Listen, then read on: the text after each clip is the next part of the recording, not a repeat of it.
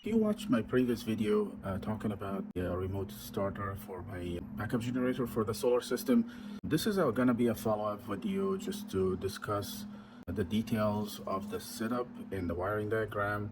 So if you have not watched the video, please pause and watch the video first. It's part one of this video series about the automatic start for the generator. This video is going to be a lot more details and going to be mainly more going through wiring diagrams and connections and so forth. First video was mainly the demonstration of this, how the system works, and just an overview of the connections. This one is going to be a little bit more details. It's going to be a little bit longer video. Please like and subscribe if you like the contents, and send me comments or questions if you have any questions. I'll be more than happy to support. Thank you. So in my first video, I discussed how I connected my dry contacts to a generator controller, and the generator controller was able to automatically start and stop my portable generator.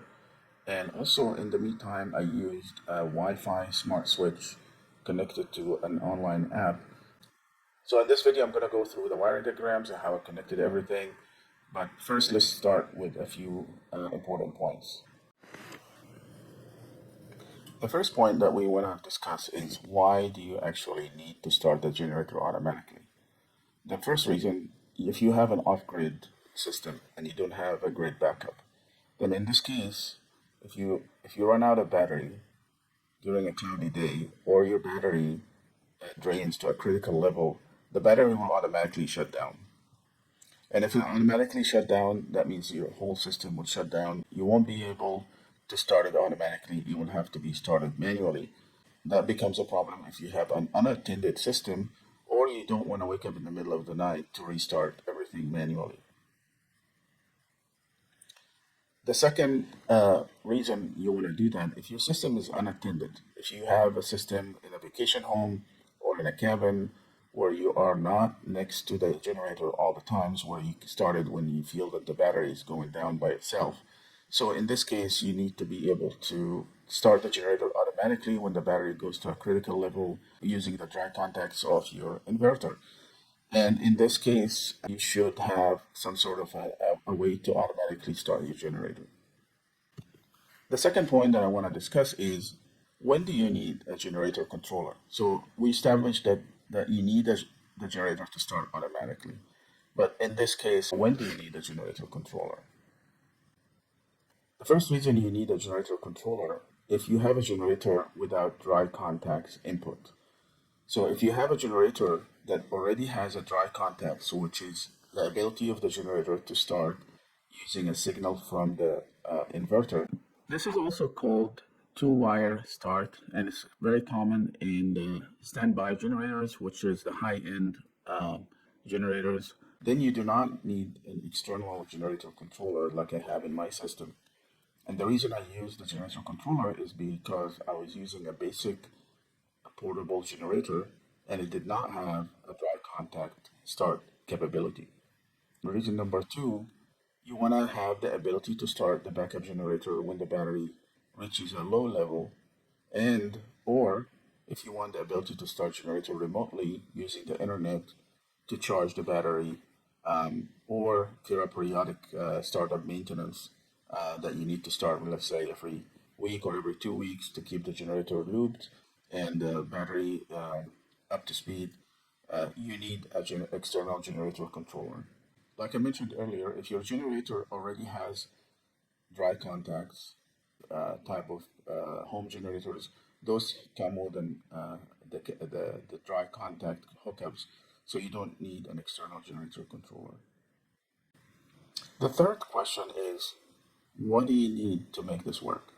Number one, you need to have a solar inverter with dry contacts.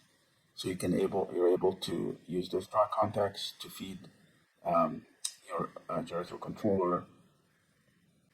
Number two, you need a generator with automatic choke. And if the generator doesn't have automatic choke, you need to do the modification to add an automatic choke that will trigger the choke when the starter switch is turned on.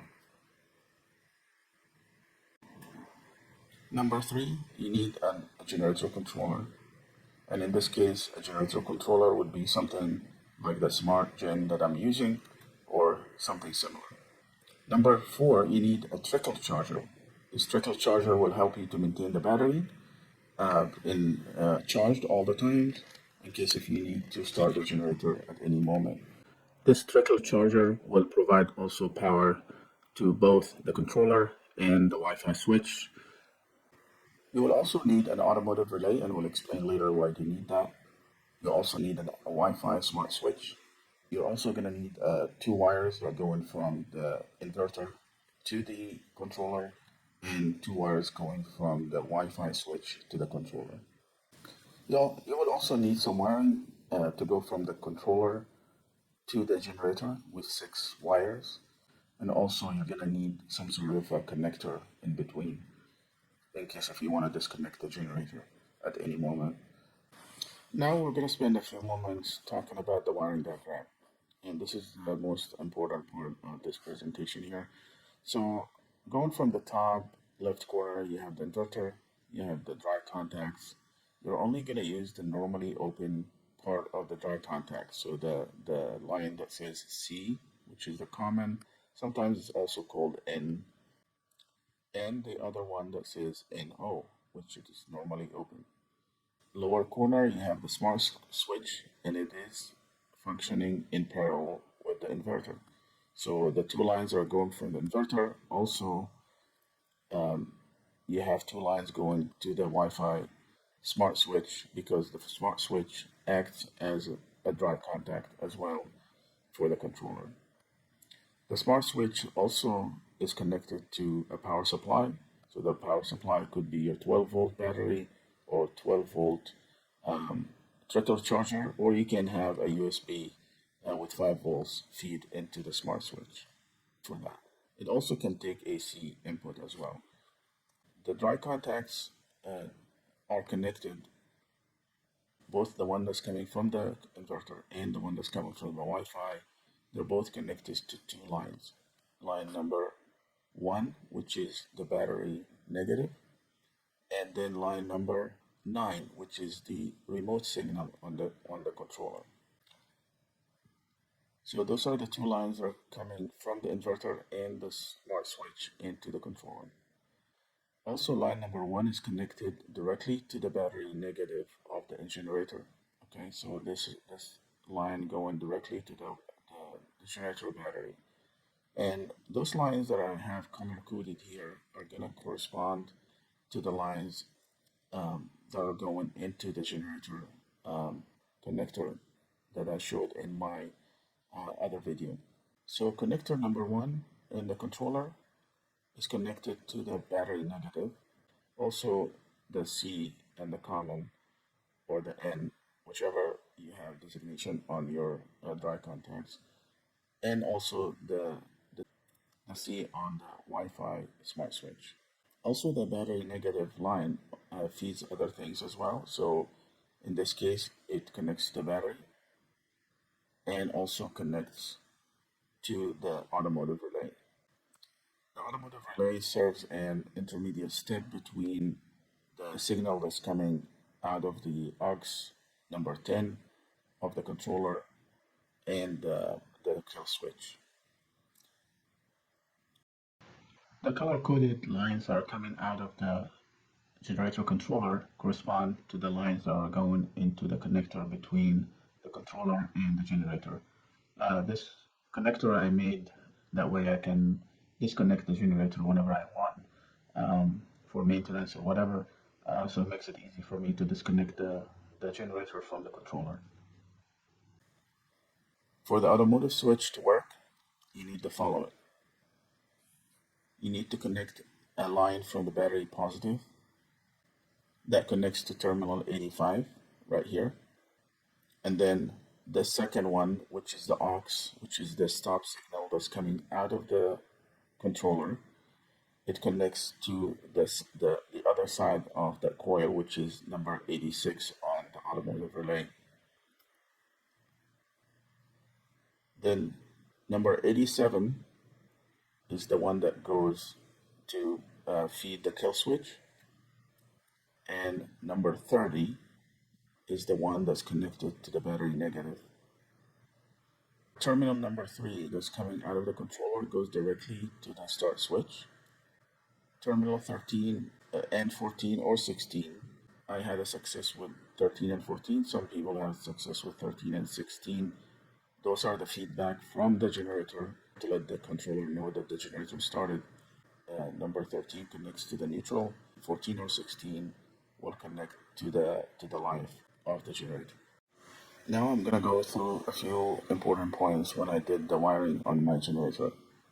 First, in order to do that, you gotta remove the front panel of the generator. It's gonna look like that. And the most important points that we need is the connectors to the starter, the connectors to the kill switch, and the connectors to the plug, outlet plug for the generator. Once you locate those connectors, you want to split the wire and connect the wire that's coming from the generator controller into those connectors, either by adding an extra clip or you strip the wire and tie your wire to that, and you can solder the wire as well. Now let's talk a little bit about the choke for the generator. If your generator does not have an automatic choke, you need to purchase one of those actuators from the internet. Those are 12-volt actuators that are used for door locks, and you can use them to activate the choke. You install them in parallel to the starter switch. So the two wires that you see coming out of those actuators, one of them goes to the ground, and the other one goes to the generator starting either the starter switch or the relay for the starter.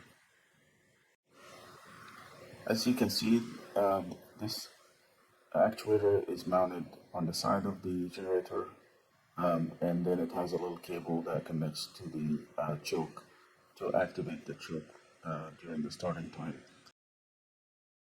Those two pictures shows two different ways to install this. I'm not going to go through the installation process. I'm just showing you the options here. There's a bunch of videos on the internet to show how they install those actuators and made it to work with the choke. I'm going to put a link to one of them in the description. That way you can see how they did it. The one in this picture is the one that I used for my Predator's 3500, and it works actually pretty good. These are pictures of my final connections here.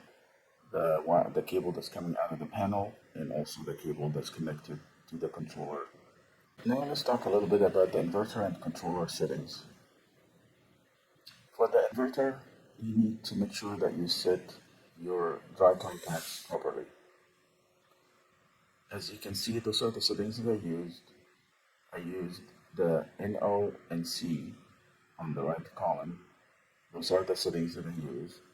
And I set my battery to trigger when the battery goes to 10% and turn off when the battery goes to 25%. These settings are for my inverter, which is by MPP Solar LV6548. It may vary from one inverter to another. Now let's talk a little bit about the Smart Gen controller settings. These settings are applicable to my Smart Gen MGC100 and may vary from one controller to another. This page shows the rear panel and the definition of each of the connectors. And as you can see, the highlighted ones are the ones that are actually going to be connected from in our project here. And also the red is a definition, either as an input or an output. This helped me to understand which connection will be connected and which one will be left alone. Next page shows all the parameters that you need to set for the generator controller. To enter this parameter settings mode, you press and hold the page button for 3 seconds, and it will take you to the parameter settings. Use the green and red buttons to go up and down in the values, and go up and down into the parameter, and then press the page again to enter the parameter settings itself. You can read through the manual and I'll explain that to you. But those are the settings that I've used, and they work pretty good for me. This is the second page of the parameters. This is page number 3 of the parameter settings.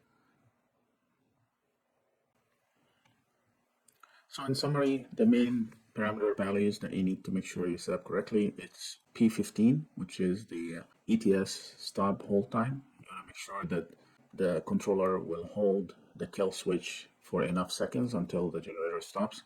In my case, I'm using 8 seconds. P24, so value goes to 1. P25, to tell the controller that you're using the auxiliary output, and you set the value to number 4, which is ETS. The other values, you can go back to the previous page and you see how I set it, but those are the 3 main parameters that you want to make sure that you set up correctly. I'm going to leave a link below to the wiring diagram PDF. You can download it, and I'm going to leave links below for all the components that I've used for my system. Feel free to leave comments or send me questions. I'll be more than happy to help you. I hope this was helpful. Please like and subscribe to the channel, and I will see you in the next video.